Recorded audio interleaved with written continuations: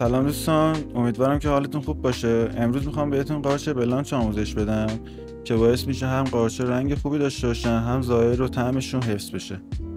پس بدون معطلی بزن بریم. خیلی بهتره که از قارچ تازه و سفید استفاده کنید. بعد از اسلایس کردن قارچ رو خوب بشورید. یه قابلمه آب جوش بذارید با نمک. کمی هم سرکه اضافه میکنید. قارچ رو اضافه میکنیم به آب جوش. حتما سرکه بزنید که قارچ سیاه نشه. بذارید خوب غل بخوره که آب قارچ گرفته بشه.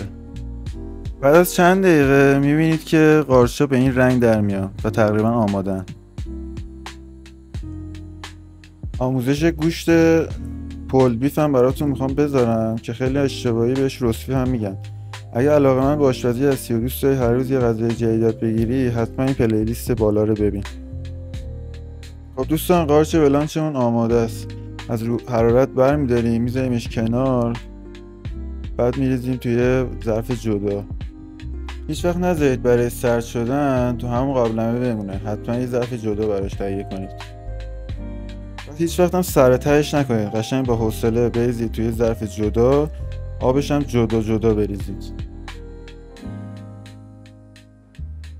با این ملاقه از قسمت روی سطح آب بریزید توی ظرفتون.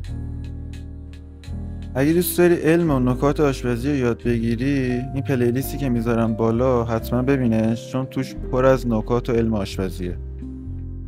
خب دوستان، قارچ بلانچ آماده است. هر موقع که سرد شد بزنیش یخچال و هر موقع خواستید پیتزا درست کنید یا سوپ درست کنید یا تخم مرغ مخصوصا برای صبحونه، عالیه. نوش جونتون.